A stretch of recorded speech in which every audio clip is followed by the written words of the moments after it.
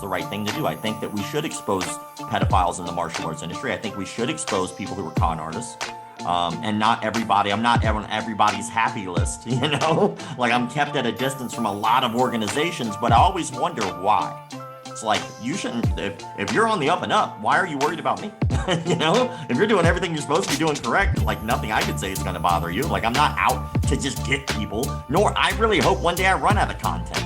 All right, ladies and gentlemen, welcome to the Budo Brothers podcast. This is a very special edition because we have a special guest. Rob with McDojoLife is joining us today. And if you haven't heard of McDojoLife, you're going to learn a lot today. Rob, welcome to the show. What's up, man? Thank you for having me. I appreciate it. I always love talking shop. So I'm ready to go. Normally when somebody gets featured on your channel or is talking to you, it's normally you're not on the good side of things. So we're so glad to be talking and sharing your story on the positive light of things. Yeah, most people don't want to wind up on my page. Most people. But I try to make sure I stick to very specific rules, and I try to make sure that I keep some integrity in what I do. I don't just call people, you know, frauds just for the sake of calling them frauds. There has to be, plus I haven't been sued yet. So obviously I'm doing something correctly. So fantastic. Well, you're all about keeping martial arts legit. And I know that that's been one of your calling cards since you started this thing. Could you maybe familiarize those who aren't familiar with McDojoLife, what you're all about and what you do? For sure. So basically the mission statement of my business is I call out fakes, frauds, phonies, con men, and pedophiles in the martial arts industry. And so when there are people who are taking advantage of people or forming cults or teaching things that could get people seriously injured or hurt or mislabeling things or sexually taking advantage of adults or children, I try to make sure that in our space that I'm somewhat of a watchdog there to try to make sure that there are some checks and balances to what really has no regulating body whatsoever. There is no regulating body to the martial arts industry at all. If anybody tomorrow wanted to say that they're a 75th degree black belt in their own made up style, they could literally do that. And as long as they can get people in the door to pay them monthly fees, then it exists. And that can obviously open the door for a lot of really shady people because there are no checks and balances. And because of that, you know, that's where people tend to go, where there's not a lot of public eye on them in their past or things that they do. So I try to make sure that people are aware, and people can make their own decisions. By the way, I'm not telling people to train with these people or not to train with these people. What I am telling them is, look, that doesn't work, or that is nonsense, or this person does have this criminal record. After that, it's on the individuals to make their own decision. Now, where did that come from? What's the origin story behind that within your life? How come you develop this urge to be the watchdog and to protect people from these fakes and phonies? Well, it started because of a conversation. So I've been doing martial arts now for about 24 years, and I started when I was 12 years old. So I've done quite a bit in my lifetime of martial arts. And at one time in my life, I was a coach for Brazilian Jiu-Jitsu. I was like a 3-stripe, maybe a 4-stripe blue belt at the time. And I was working the front desk, and my instructor had called the owner of the business, and he said, "Hey, Rob, I'm not going to be able to make it in today. I'm not feeling very well. Could you do me a favor and maybe teach this class for me instead?" And I was like, "Yeah, not a problem." And I knew he was sick because that dude's an animal. He never calls out sick.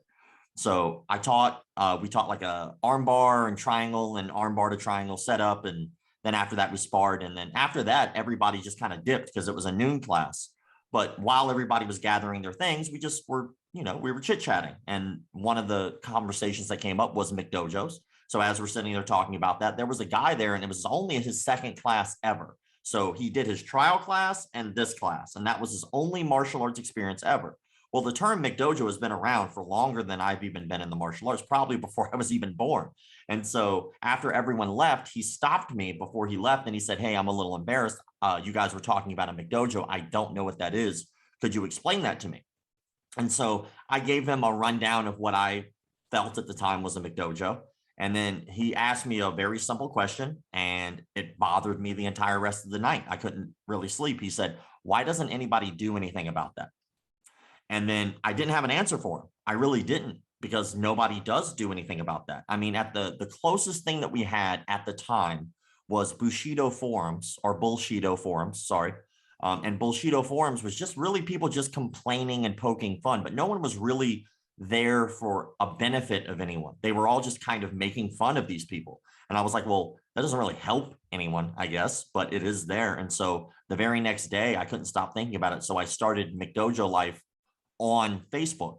And then I was writing these long diatribes, these 5-paragraph long forums about certain arts. And like, I would just go through people's websites and I would look at the lies that they would tell.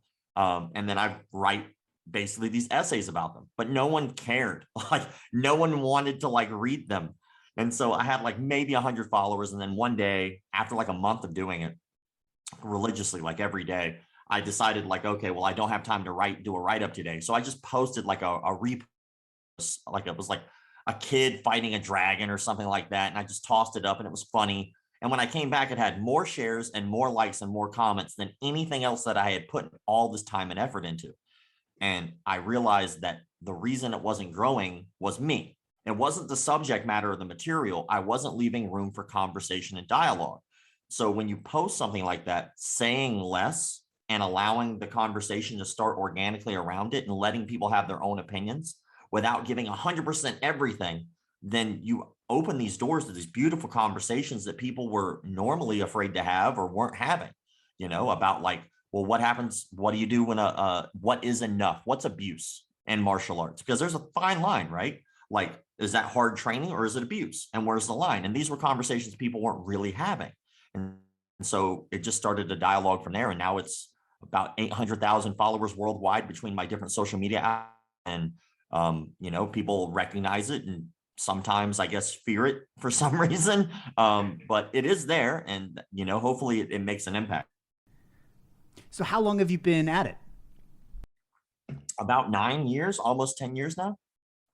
So quite a while. It's like weird how time passes. One day you're just doing it for like a hobby. And the next thing you know, like I literally stopped teaching martial arts altogether. I still do seminars and stuff like that from here and there, but now it's pretty much my full-time job. And surprisingly enough, I have more material coming to me now than I ever have. And even on a larger scale, which is even scarier, like some of the sexual allegations coming out of the Brazilian Jiu-Jitsu world now and how big that's about to blow up. New York Times is about to do a story about that. Wow. It's pretty crazy how massive the corruption goes when you really start just chipping away at it a little at a time. Did you think it would get this big? I mean, you've been shouted out on Joe Rogan, like it's all over the place. It's in everybody's Instagram feed. Did you think that you would be getting this big when you first started it? Or was it just a hobby when you just...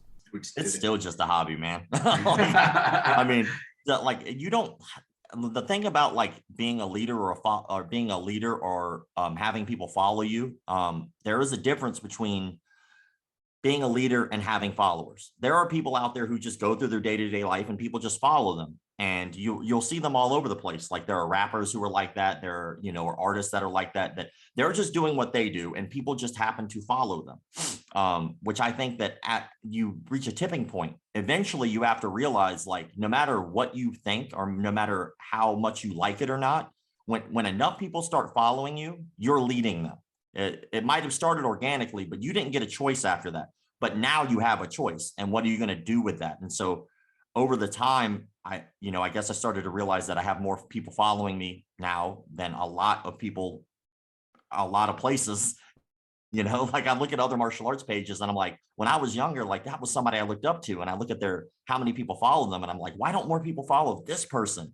Like people should follow that person. People should follow that person, but they're not, but they do follow me. And so since they do that, there's a responsibility there to try to lead in some way and take this in a direction. So did I think it was going to be this big? No, but it is that big now and it's not really a choice. So it is what it is. So it's more of what am I going to do with that? That's important.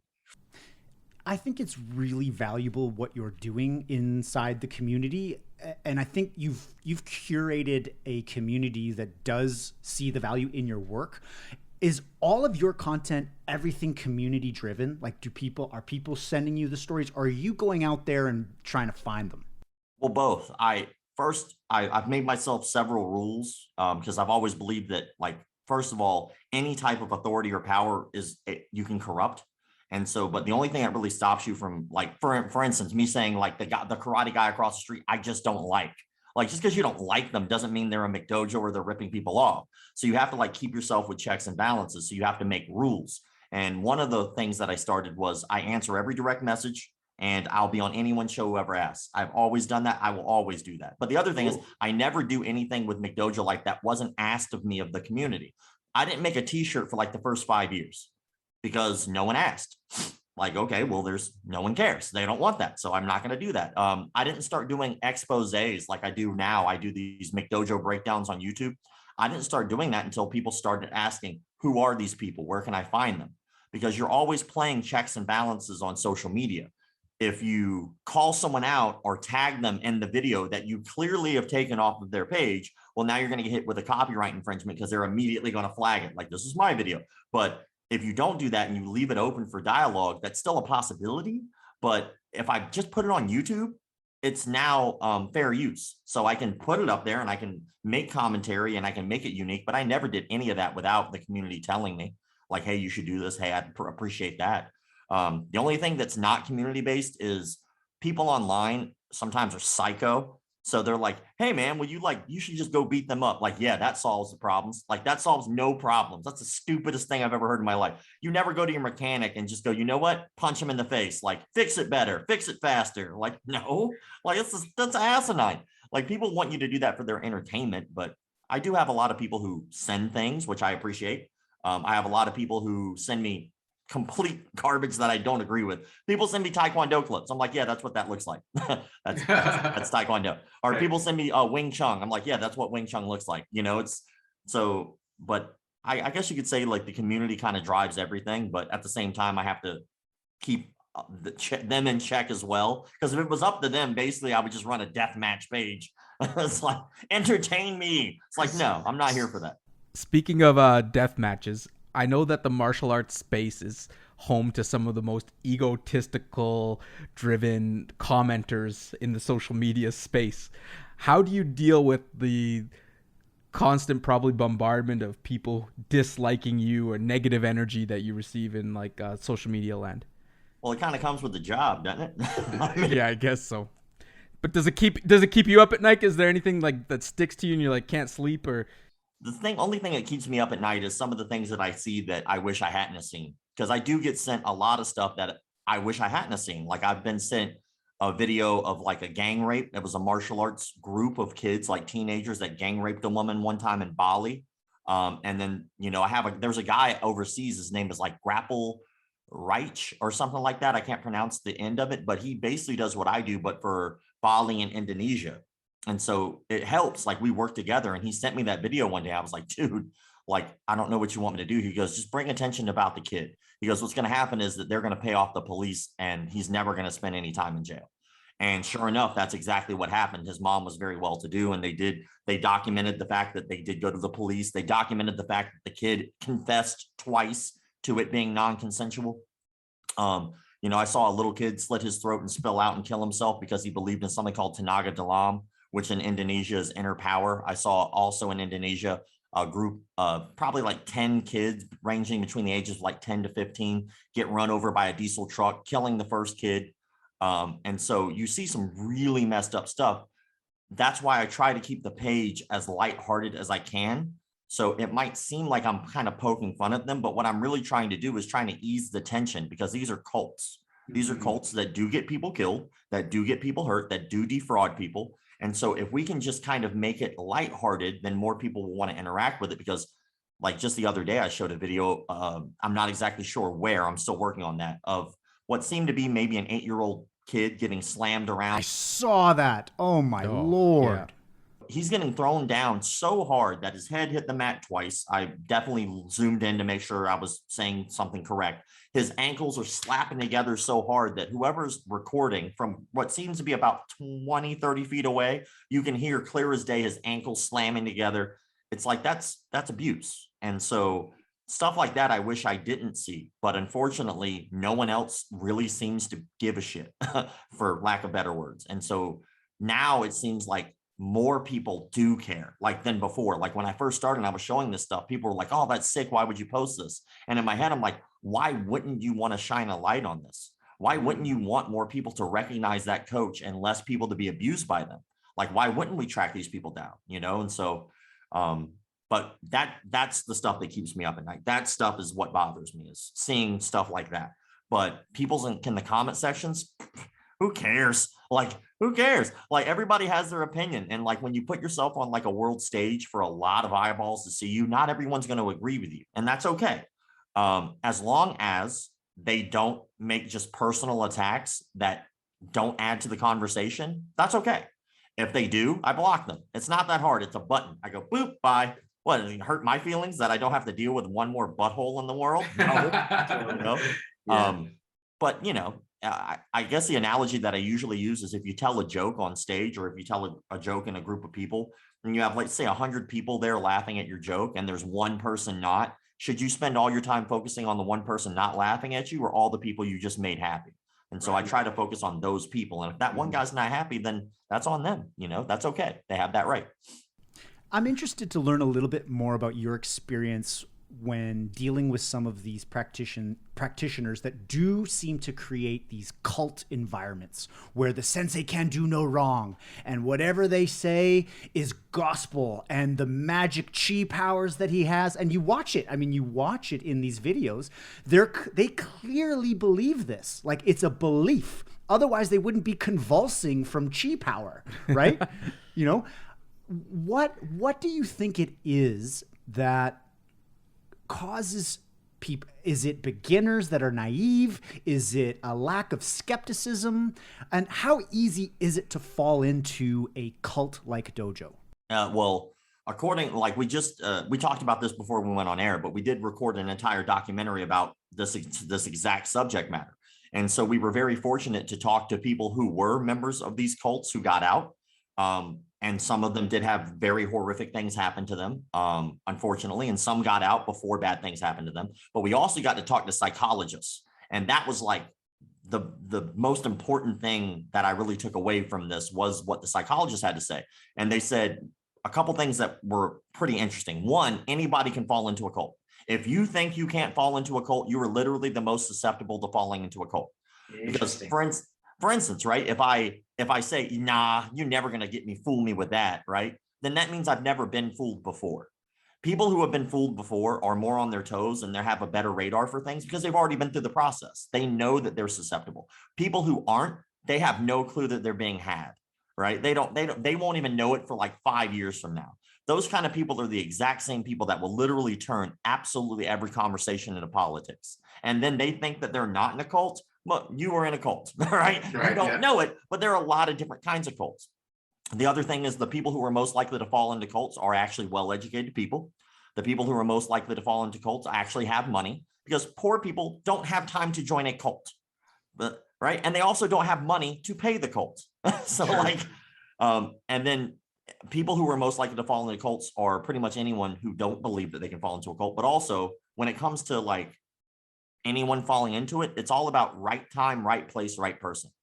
Like, we all have these moments in our lives where something isn't going quite right, and we're looking for some kind of answer that we don't know where to get it from. We reach out and like, that's not a good answer. It's not what I'm looking for. And then you start really processing, and then here comes this person, and all of a sudden they tell you, hey, I have the answer for you.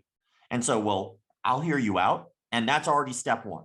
And then step two is, did they provide an answer that fills that hole that I need to fill right now? And next thing you know, you're in a cult, and you didn't even know it. You thought you were just following somebody because they were helping you. But the main difference between religion, martial arts, and cults pretty much boils down to whoever's in charge. If whatever they're teaching you benefits them more than it benefits you, you're in a cult. It's pretty simple. So are corporations cults then? I would imagine. The only difference is like, let's say, for instance, a corporation came to you and they said, you know what, I can't pay you money, but what I can give you is peace of mind. That would probably be the sway. But at the end of the day, you're actually mutually providing benefit, because they're paying you a paycheck and you're doing work that provides them the other money to be able to give you the paycheck.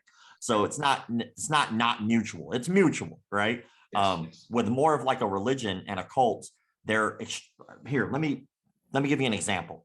Okay. So for instance, like the Catholic religion, and I'm not downing anyone's religion. I'm not trying to down any religion whatsoever, because in all honesty, I don't care. All right. So, but if you ever go to like a Catholic mass, there's a very certain pace that happens. And so I would used to go with my friend and his mom every year on like Christmas Eve. And we'd go to this mass, and every year I would go, and I'm not Catholic, but I would go because it made her happy, and why not?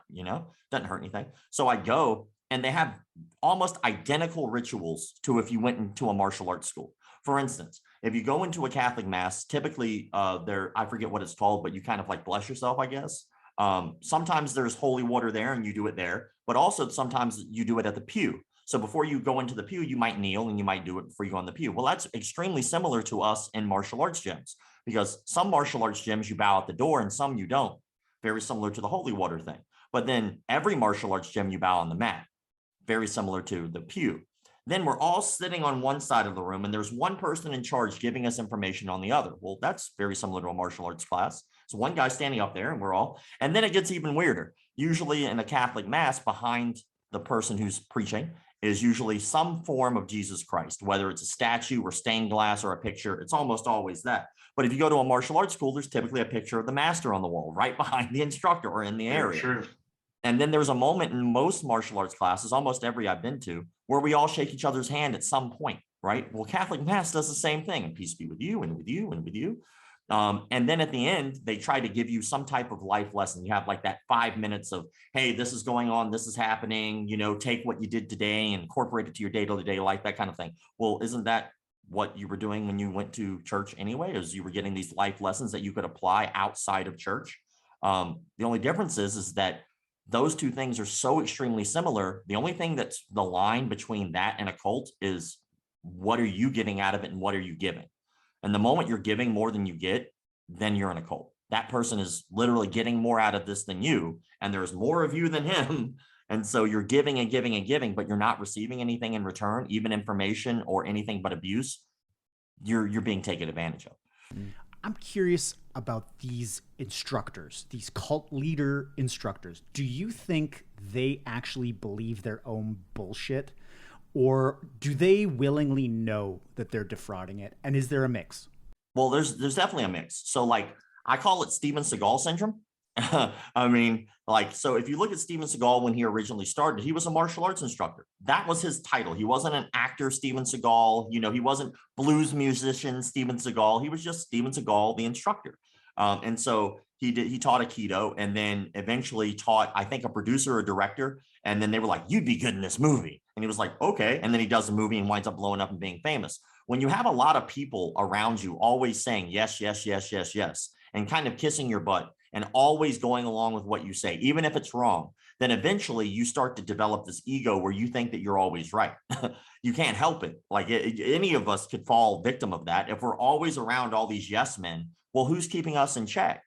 And so if you think you're going to keep yourself in check, that's probably the biggest lie we'll ever tell ourselves. When you start tossing millions of dollars towards you and you get all this fame and notoriety and no one's keeping you in check, guess what? Your ego is going to blow up. All right. It's the oldest trick in the book.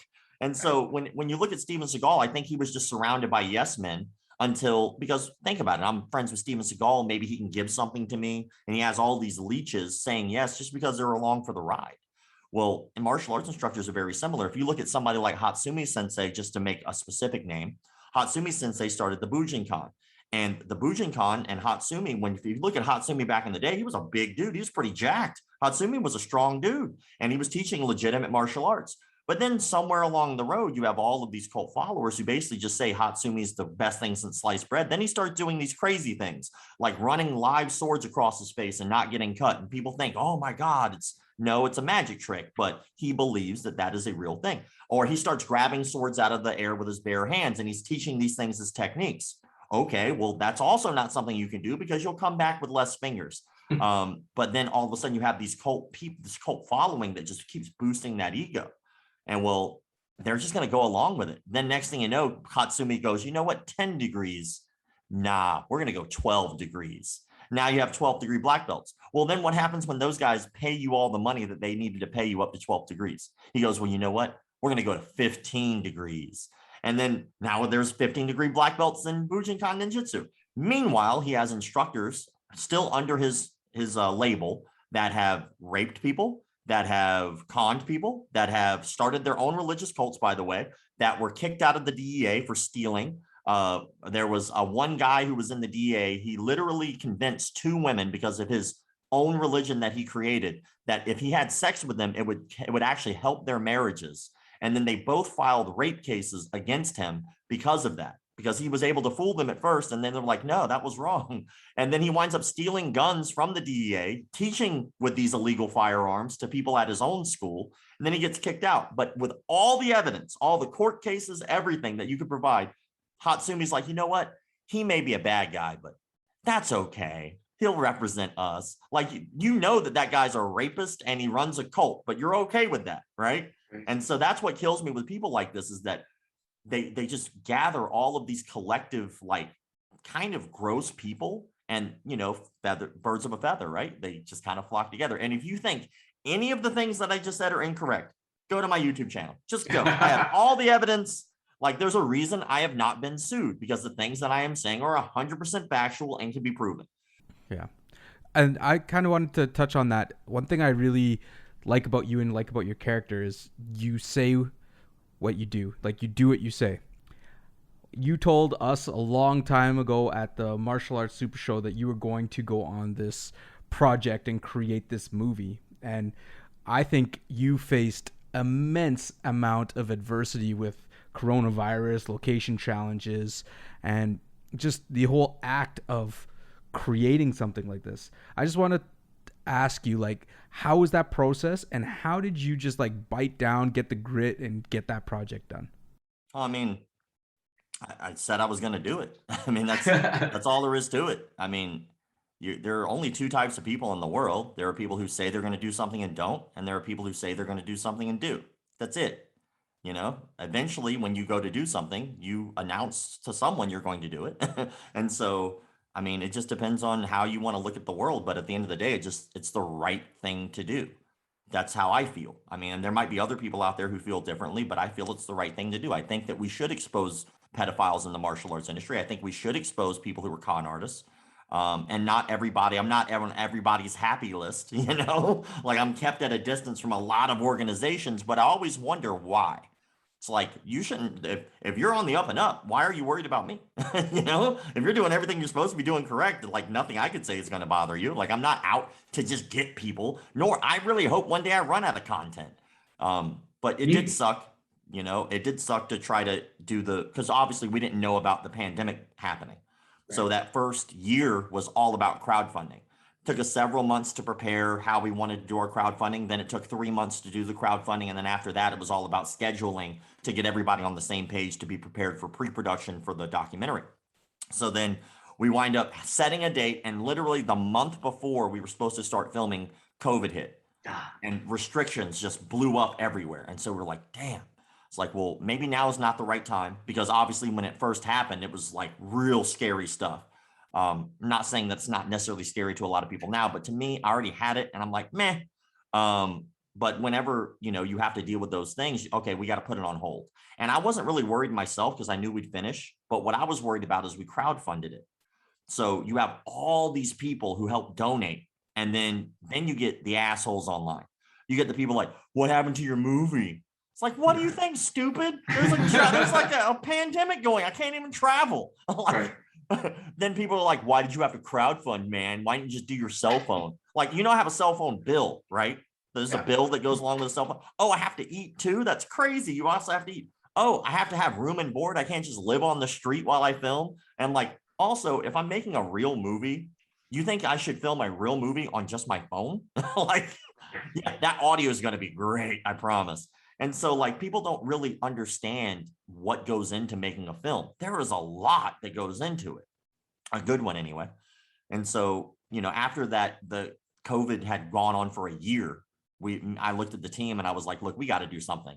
I was like, the next time it even eases up, let's go. Like, the next window, I was like, let's just be prepared for the next 3 months, wipe your schedule and let's just focus on that. And so they did. They were really cool. Great production team. The same production team who did Mexican martial arts for the longest time, if you're familiar with Jesse from Mexican martial arts. Yeah. And they're hard workers. They like really were going after it. And we only had the budget for a month of filming. And they were so cool that we wound up filming for 3 months, even though we only had the budget for a month. And so I was just pulling money out of my pocket to try to get it to get done. We started getting literally the biggest frauds. Like if I guess I could tell you. Yeah. Yeah. I mean, they already signed their releases. So just so you know, Frank Dukes, we got an interview with Frank Dukes. So obviously everybody knows it's probably one of the bigger frauds in the martial arts industry because the Kumite doesn't exist no matter what Frank Dukes says. So we got him as an interview. We got Ashita Kim, who was like the most notorious fake ninja to ever be. We got George Dillman's number 2. So George Dillman is retired and he no longer does any interviews. But the guy who took over George Dillman's camp, I guess you could say his organization, we got him. So Chris Thomas. We got a guy named Evan Pantazzi, who literally was like a 5th degree black belt under George Dillman, then opened up his own no-touch pressure point art. Wow. And so we have all these guys who are all just telling us the craziest things. One guy says that he literally believes it too, that he can hit somebody and they'll die in 3 days. And he's trying to give me like this academic sightings of this is true. It's like, no, it's not. We talked to a lot of doctors. Then we, George Dillman's number 2, who, funny enough, he defends McDojos. He literally has a video online called "In the Defense of McDojos." And then, he was with George Dillman. They believe in the whole no-touch knockout stuff. Evan Pantazzi believes in it as well. Ashita Kim is probably one of the most deluded, and he was hilarious because he'll go off on these tangents for like 45 minutes to give you one answer. And it was like nightmarish interviewing that dude. But he on camera said he believes that he could dodge bullets. Dead serious. He says he believes he can dodge bullets, and he says he has dodged bullets before. Frank Dukes, of course, his story is pretty legendary in the delusion of, he got the sword from the Kumite and he went on the high seas and was able to save all these orphan children from pirates. It's like the most convoluted things that you could possibly hear, but they were fantastic interviews. And then we actually did 2 experiments. They are my favorite part of the movie. So the first experiment, we brought in one of these instructors who did the pressure point, no touch knockout stuff. And so we brought him in for a seminar, and I filled the room full of 9 different martial artists from different backgrounds, ages, weights, heights, sexes, everything. One little girl was like 120 pounds wet, if that. And she was a Krav Maga instructor. And this other giant dude was like a capoeira instructor. And we got all these different people. And I told them for the first hour of this 2-hour seminar, just go with it. Just go with it. Whatever he says, whatever he does, we'll just pretend it works. And we did, because the first hour was all complete nonsense. He's doing this pressure point stuff, and it's like, okay, well, it doesn't really hurt. It's like, it wouldn't stop me. And he's like preparing us, like sending us these emails beforehand, like, oh my God, I hope they're prepared. This is like really deadly stuff. This is really serious. Oh my God, it's so funny. Then after the hour, I told them, be yourself. I was like, I don't want you to do anything you're not comfortable with. I want you to literally be yourself. If you had the opportunity to be in one of these seminars, say what you want to say and do what you want to do. And man, as soon as the first hour was up, everybody's hands just start raising. I have a question. And so it got to the point where the guy was like, had to stop his curriculum, which is why I was worried, why I wanted the first half for them to just go with it, because we need footage. And so he was like, all right, we got to stop the curriculum. How about I do Q&As? We'll just do Q&As.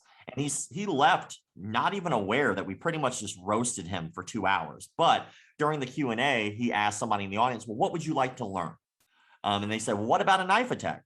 So he got real excited and his eyes got real big and he, oh. And so he goes over to his bag and he pulls out a rubber training knife and he hands it to literally the only person in the room who's never trained a day in his life, which is one of our cameramen, because we only had 9 people who could show up for the seminar. I brought the cameraman in so we could have an even 10, so we could all partner up. But he's never trained a day in his life. So the guy is not under the impression that any of these people are really formally trained. So he hands the knife over to the only guy who hasn't trained, and he didn't know that. He wasn't aware. And so he goes, well, what kind of attack are we talking about? We're talking about like a slash or a stab. And somebody said, like, what about the upward prison shank? Like if somebody grabs it and tries to stab you in the stomach like 50 times. He goes, oh, I got that. And so he hands the knife to the guy. And then our cameraman proceeds to stab him like 18 times. And so like, he's trying this X block like this. So he's trying this downward X block where he's trying to hit his knuckles into our cameraman's arm to try to disarm him. Well, like first of all, if it was going to work on anybody in the room, it should have worked on him because he's never trained. He's like, no clue what's going to happen. And so every time he's trying this X block, he's getting stabbed in the stomach every time. And so somebody in the audience says, hey, what about this? And walks up and does like a 2-on-1 grip on the knife arm. And our cameraman tries to stab him and couldn't. And so it's clearly a better option. I guess there are no good options when someone's trying to stab you with a knife, but I guess the goal is don't get stabbed. So if you don't get stabbed, you win, So, yeah. And then the guy like goes, no, you don't want to do that. You don't want to do the thing that's clearly working. He's like, no, what you want to do is you don't want to grab a hold. You want to get close. The reason I'm not grabbing him is because I want to close the distance and I want to get tight. And so he does. He bum rushes our cameraman. He wraps his arms around our cameraman's waist. But when he does that, he doesn't take control of the knife wielding arm. And so the knife wielding arm is literally behind his back. And he's holding on to our camera guy. And he's like, as you can clearly see, I have complete control over the assailant. And meanwhile, our camera guy had a really good thought. He's pretending to stab him in the back, but he doesn't actually touch him with a knife. So as the guy is saying all the reasons why this is, we did a stab counter. So like we actually counted every time he got stabbed. He got stabbed over 48 times while he was giving his speech.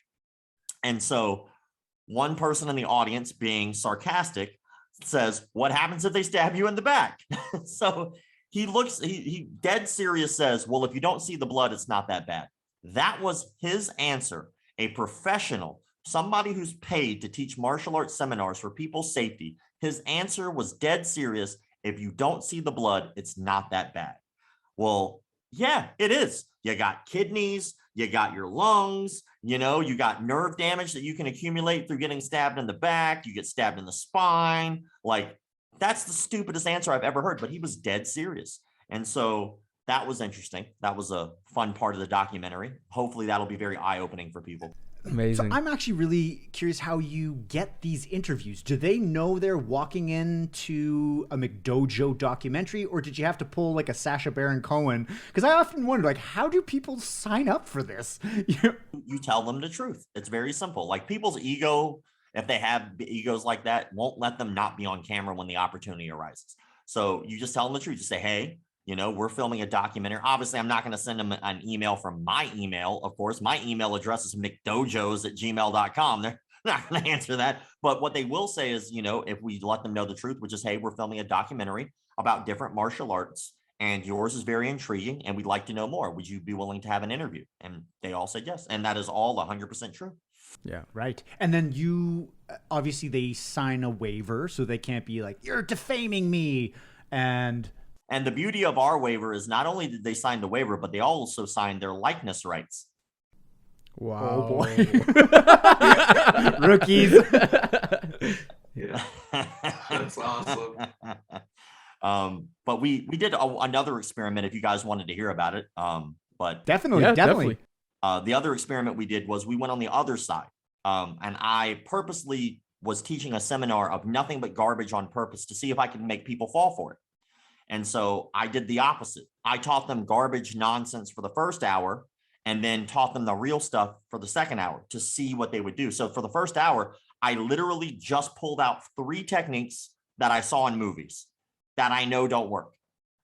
So that way anybody could do it, right? So anybody could watch these 3 movies and literally do exactly what I did, which is teach a seminar on those techniques. All you had to do to teach these techniques is literally watch the movies. That's it. We pulled out a technique from Miss Congeniality 2, or Miss Congeniality, where she's like, sing, right? The shin, instep, nose, groin, right? Which is nonsense from that position. It really is. Like when we tested it over and over and over again.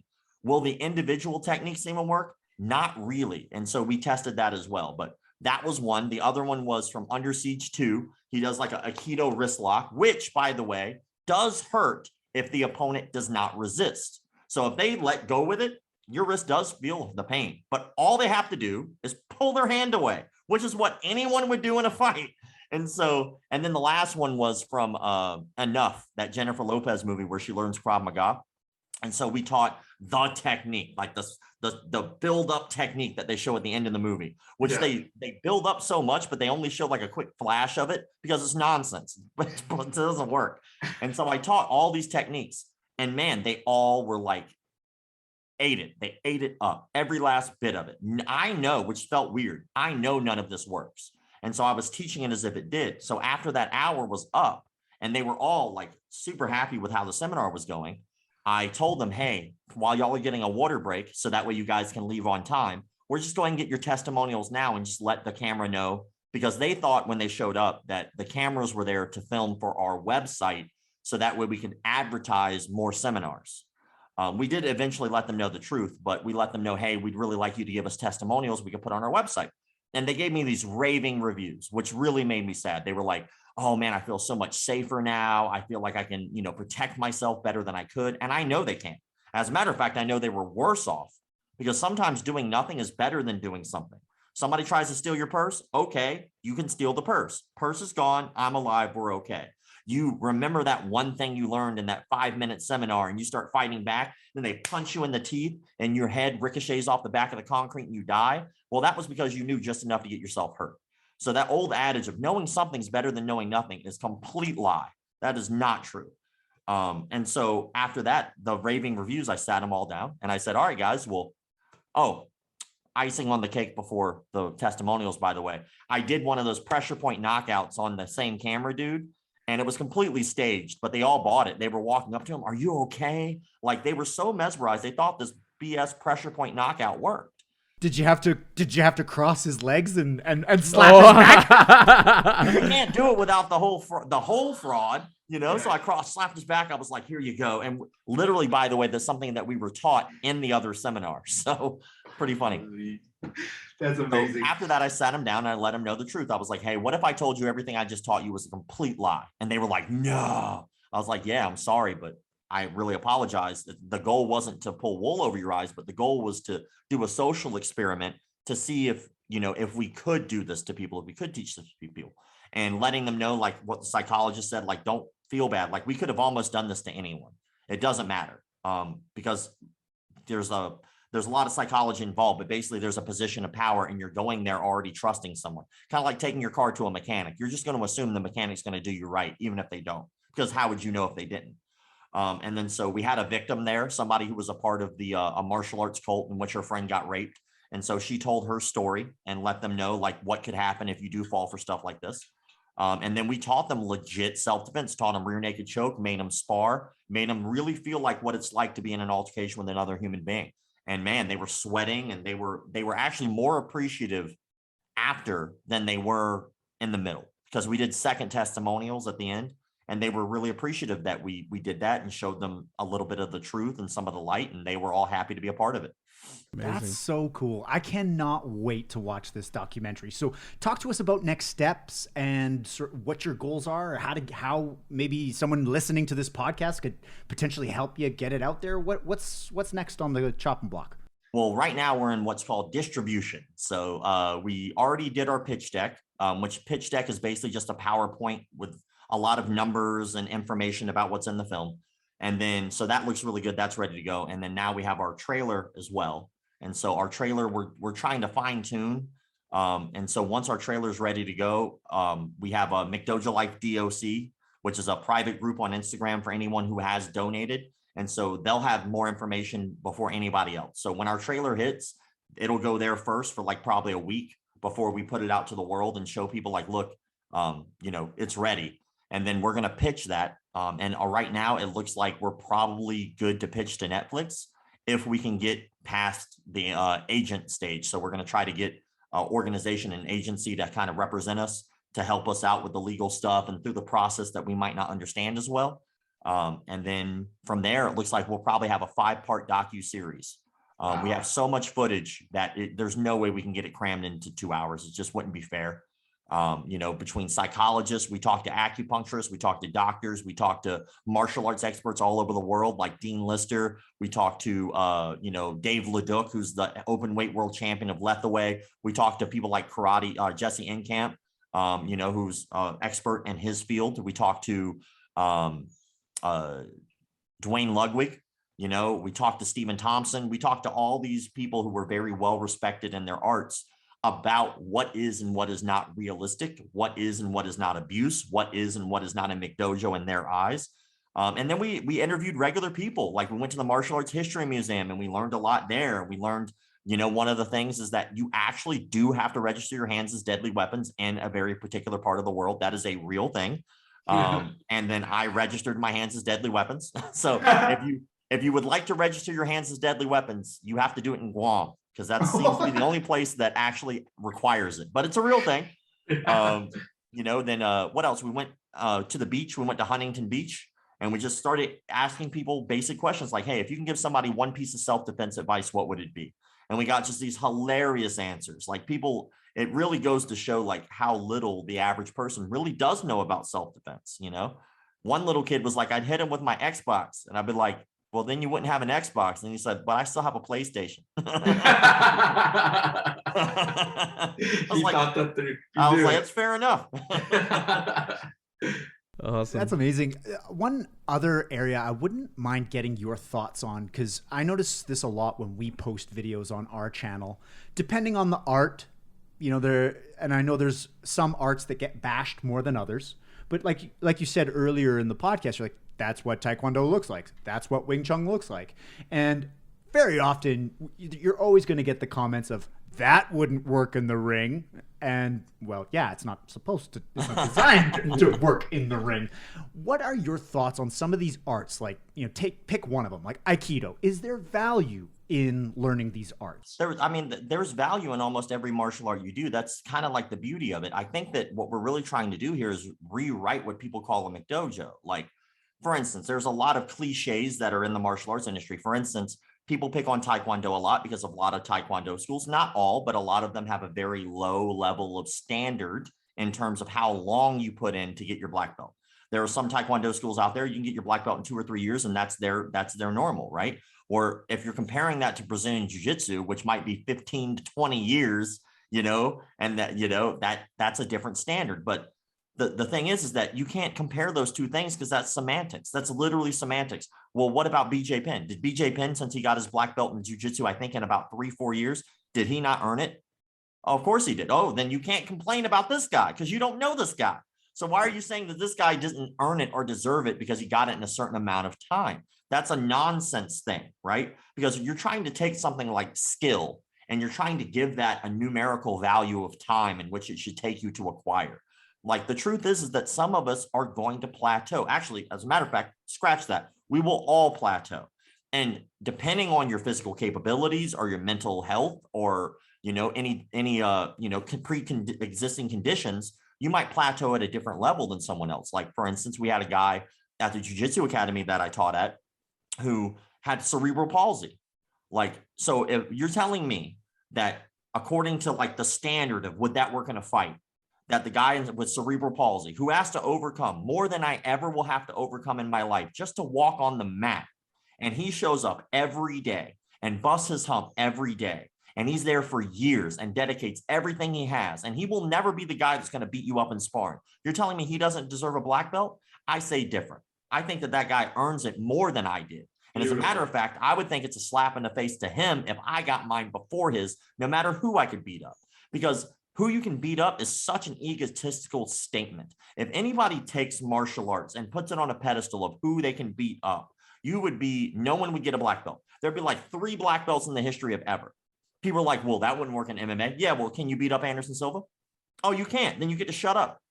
And then we all get to shut up if that's the standard.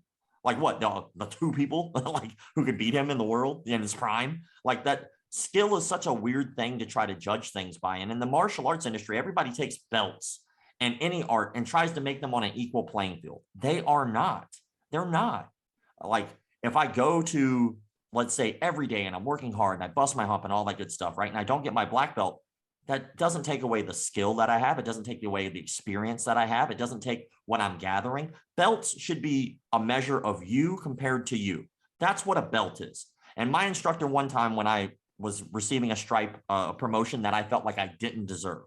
He looked at me and he said, why are you looking like that? I go, I just don't feel like I deserved it. He goes, 2 things. First of all, that's super disrespectful to me because I get to judge whether or not you earn that or not. That's my job. Your job is to work hard. My job is to let you know when you get promoted. And he goes, the second thing is, can you kick your own ass? And I was like, what?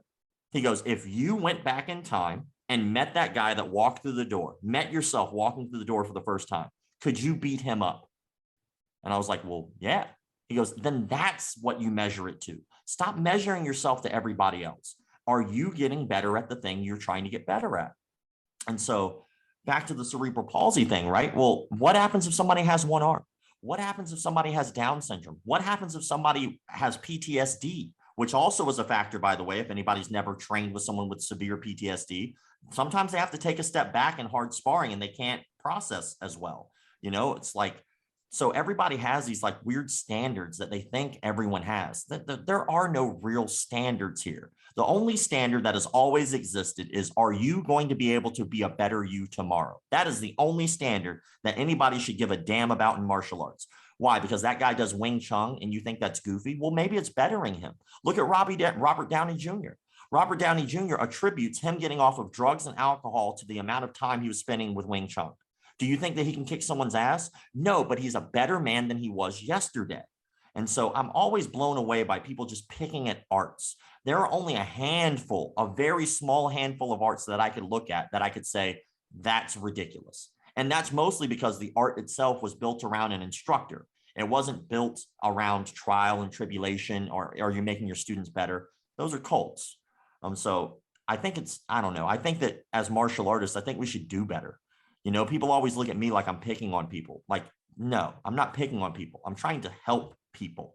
You know, I'm trying to help people understand that there are people out there who will be defrauding you, that will teach you something that will not work. And so, for instance, if I taught somebody a 540, I'm not Raymond Daniels, right? I'm not going to be able to apply that. I'm not going to 540 or 720 kick somebody in the head. Most people don't. But maybe that's good for you. Maybe that helps you. Maybe that's what you enjoy doing and it makes you a better person. All right, cool. Go for it.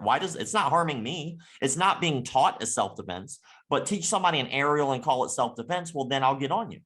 Then that's the moment. Well, I'll be like, yo, that's not for self-defense. You're not going to aerial your way out of this, homie. I'm sorry. All right. So, but that's the fine line, right? It's like, as martial artists, unfortunately, I mean, not unfortunately, but it's the truth, is like, people like myself and like you guys and like other influencers, as time goes on, we're the next in line. And what are we paving the way for? Are we going to continue this egotistical bullshit where we keep pointing fingers at the guy across the street? He charges too much. He's a McDojo. No, he charges too much for you. You can't afford it, so you call it a McDojo. You have 5 students. He has 200. So in order to make your ego feel better, you call them a McDojo because they're financially viable and you're not. There's a lot of that in the industry, and it's just kind of sickening, to be honest. It doesn't help anyone. It doesn't benefit anyone. And all it is just going to perpetuate. The next students in line are going to open up their schools and do the exact same crap. And they're going to do it because that's how abuse works. Abuse is usually passed down to the next generation. Amazing. Rob, this was so valuable and so refreshing to hear, because everything you just said over the last 5 minutes resonates so deeply. I think we've all seen the power that martial arts has to change our lives, regardless of the art.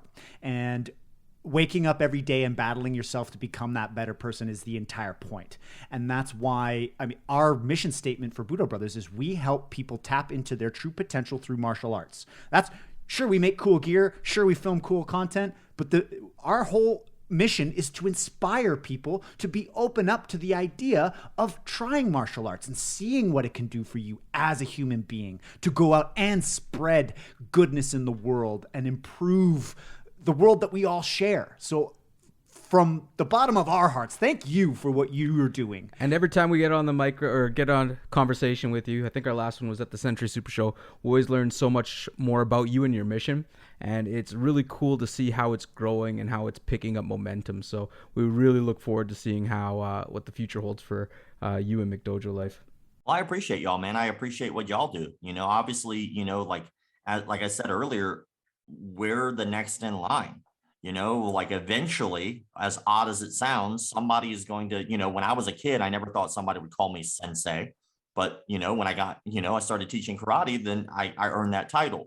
And so that torch is constantly getting passed, and all of the old mentalities, I think that we should all grow together. Like, there's nothing wrong with that. There's nothing wrong with diversity. There's nothing wrong with disagreeing either. That's okay. But I mean, we have, in all honesty, there are people looking up to us, whether we like it or not. You don't get that choice. You don't get to say, you don't get to look up to me. That just doesn't work, right? That's not up to you. That's up to the individual to decide who their role models are, not up to the role model to decide who follows them. And so when you guys lay out what you guys do and try to build this like good collective of people and try to keep things positive and stuff like that, that's needed. Like I might be the watchdog, but maybe you guys are the sunshine, and that's something that's neat, That's I awesome. love it. The yin and yang. Yeah. Well, Rob, for anyone who wants to keep tabs on the documentary and follow you, where can they find you? Pretty simple, man. I'm pretty much McDojoLife anywhere except for Facebook. We got kicked off of Facebook a while back, and then we finally started building it back up again. We have 1,000 followers. So it's the McDojo on Facebook. And also on, if you type in McDojoLife, you can find us on Reddit. I think Reddit, we have like 10,000 followers. And then, we're about 414 right now, 1,000 on Instagram, and then 275 and some change on TikTok.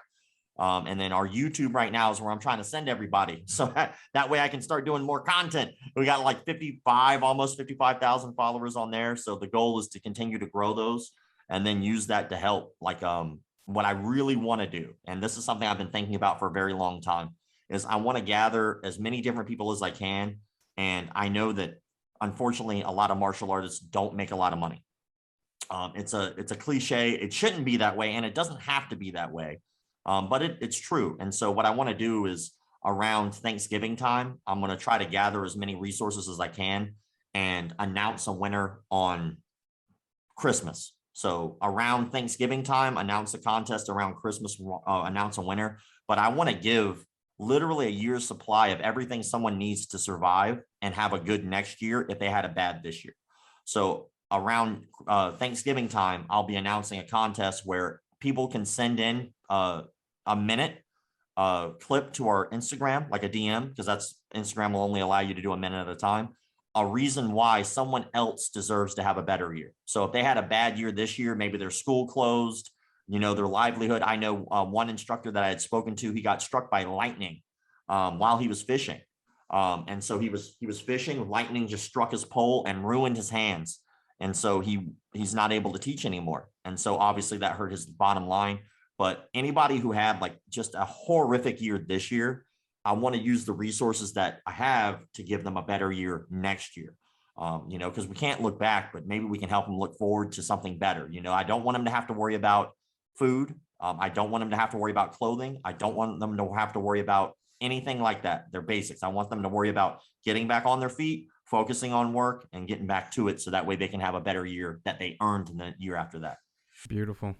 Love that. It's so similar with us on the Budo Youth Fund. So if you hear of any deserving kids that could use some help, we're definitely always on the lookout to find those kids that either the family's down on hard luck, they've got the right attitude, they just don't have the resources to get the training they need. That's really the Budo Youth Fund in our cause. For sure. Send me all the information you have about that, and I'd be happy to share it as much as I can. Awesome. Perfect. Let's collabo. All right. I love it. Rob, well, thank you so much for taking the time, and we'll see you next time. Let's do this again. It was a lot of fun. I appreciate you.